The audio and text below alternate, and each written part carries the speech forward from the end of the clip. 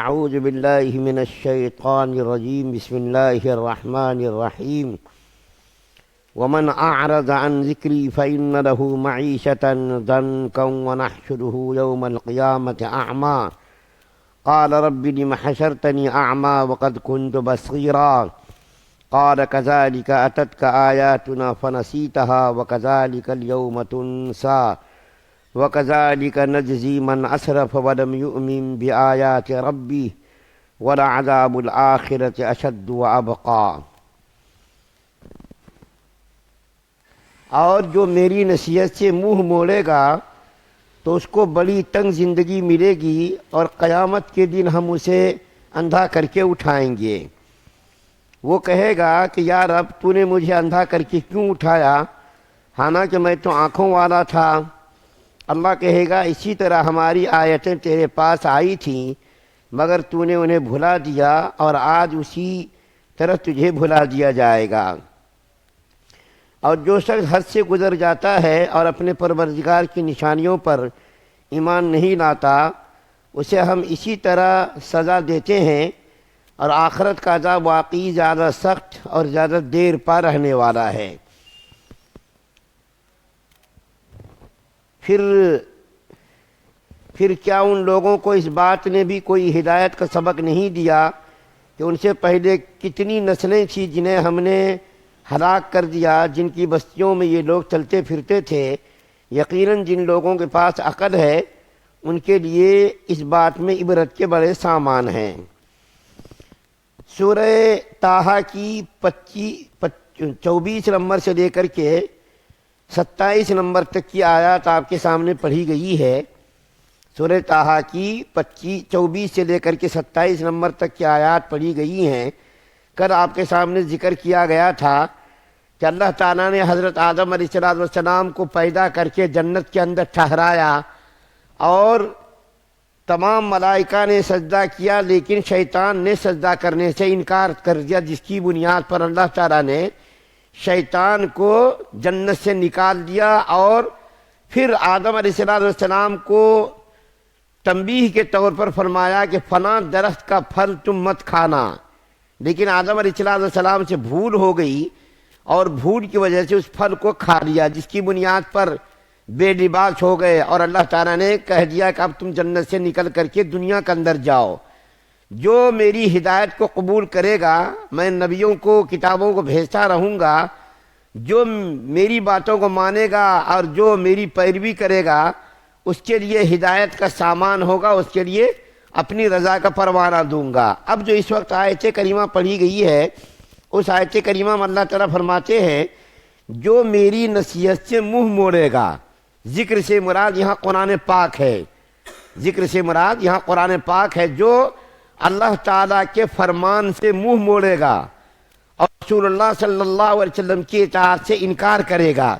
اللہ تعالیٰ فرماتے ہیں کہ اس کے لیے دنیا بڑی تنگ بن جائے گی، دنیا کی زندگی بڑی تنگ ہو جائے گی اور قیامت کے دن ہم اس کو اندھا کر کے اٹھائیں گے۔ اس آیت کریمہ کے اندر دیکھیں اللہ تعالیٰ نے کئی باتیں بیان فرمائی ہیں۔ ایک تو یہ کہ اللہ اور اس کے رسول کی باتوں سے جو روگردانی کرے گا اس کے لیے دنیا کی زندگی کو ہم تنگ کر دیں گے اور قیامت کے دن ہم اس کو اندھا بنا کر کے اٹھائیں گے۔ اب یہاں پر کوئی سوال کر سکتا ہے کہ دنیا کے اندر تو بڑے عیش و آرام میں ہیں وہ لوگ، بڑے بڑے محل، بڑی بڑی بلڈنگیں، بڑے بڑے کاروبار اور دنیا کی ساری چیزیں ان کے پاس ہیں، تو پھر یہ کیسا؟ اللہ تعالیٰ فرما رہے اس کی دنیا کی زندگی کو ہم تلخ بنا دیں گے، دنیا کی زندگی کو تنگ کر دیں گے، تو دنیا میں تو عیش و آرام میں رہ رہے ہیں۔ تو مفسرین نے لکھا ہے کہ دنیا کی زندگی کو تنگ کرنے سے مراد قبر کی زندگی ہے، قبر کا عذاب ہے، قبر کے عذاب۔ دنیا کے اندر تو عیش و آرام کے اندر رہیں گے،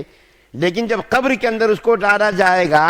تو قبر کے اندر اس کو عذاب دیا جائے گا، عذاب کے اندر مبتلا ہوگا۔ یہ دنیا کی زندگی کی تنگی سے مراد یہ ہے کہ جب کافر لوگوں کو اللہ تعالیٰ قبر کے اندر جب ڈالا جاتا ہے تو اللہ تعالیٰ اس کے اوپر 70 جو ہے سانپوں کو مسلط کر دیتے اور فرشتوں کو مسلط کر دیتے، جو فرشتے ان کے اوپر کوڑے برساتے، لوہے کی آگ کا کوڑا ہوتا ان کو مارا جاتا ہے، جب ایک مرتبہ مارا جاتا ہے زمین کے اندر کئی گز اندر دھس جاتا ہے، اور اس کے لیے کئی آنکھوں والے فرشتے کو متعین کر دیا جاتا ہے۔ تو عذاب قبر اس سے مراد ہے۔ بعض لوگ کہتے ہیں کہ اس سے مراد آخرت کا عذاب ہے، تو اللہ تعالیٰ اس کو دنیا کی زندگی کو تلخ کر دیں گے، یعنی قبر کی زندگی کو تلخ کر دیں گے، اور جب اس کو قیامت کے دن اندھا بنا کر کے اٹھائیں گے اللہ تعالیٰ، تو وہ کہے گا کہ یا اللہ میں تو دنیا کے اندر بینا تھا، آپ نے مجھ کو آنکھیں دی تھیں اور پھر مجھ کو آپ نے یہاں اندھا کیوں بنا دیا؟ تو اللہ تعالیٰ فرماتے ہیں کہ اللہ فرمائیں گے تم نے دنیا کے اندر اللہ تعالیٰ کی آیتوں کو، اللہ تعالیٰ کے حکموں کو ٹھکرا دیا تھا، اس کے نتیجے میں تم کو یہاں اندھا بنا کر کے اٹھایا جا رہا ہے۔ دنیا کے اندر ہم نے نبیوں کو بھیجا، پیغمبروں کو بھیجا، کتابیں بھیجی، ان نبیوں کو تم نے جھٹلایا، ان نبیوں کے اوپر نازل ہونے والی کتابوں کو تو نے جو نہیں مانا، اس کا انکار کیا، اس کی بنیاد پر ہم نے تم کو اندھا بنا کر کے اٹھایا۔ لیکن اندھا بنا کر کے اس کو ہمیشہ نہیں رکھیں گے، اندھا بنا کر کے قبر سے اٹھائیں گے، میدان محشر میں وہ اندھا جائیں گے، لیکن پھر بعد میں آنکھیں اللہ عطا فرما دیں گے تاکہ وہ جہنم کے عذاب کو اپنی آنکھوں سے دیکھ سکے۔ ہمیشہ ہمیشہ کے لیے آنکھوں سے محروم نہیں کرے گا اللہ، بلکہ قبر سے جب اٹھایا جائے گا، میدان محشر میں جب اس کو بلایا جائے گا، تو وہاں اللہ تعالیٰ اس کو اندھا بنا کر کے اٹھائیں گے، پھر آنکھوں سے بینا کر دیں گے، پھر اللہ تعالیٰ اس کو آنکھ دے دیں گے تاکہ وہ عذاب جہنم کو دیکھ سکے، عذاب جہنم کو مشاہدہ کر سکے۔ تو اللہ تعالیٰ فرماتے ہیں کہ جو شخص حد سے گزر جاتا ہے اور اپنے پروردگار کی نشانیوں پر ایمان نہیں لاتا، اسے ہم اسی طریقے سے سزا دیتے ہیں، اور آخرت کا عذاب واقعی زیادہ سخت اور زیادہ دیر پا رہنے والا ہے۔ دیر پا مطلب ہمیشہ ہمیشہ کے لیے کافروں کے عذاب کو کبھی اللہ تعالیٰ کم نہیں کریں گے، بلکہ روز بروز اس کے اندر ترقی ہوتی رہے گی، اور جب آگ کے اندر اس کی کھانیں جل جائیں گی تو اللہ تعالیٰ اس کی کھانوں کو پھر دوبارہ تازہ کر دیں گے، پھر دوبارہ پیدا کر دیں گے۔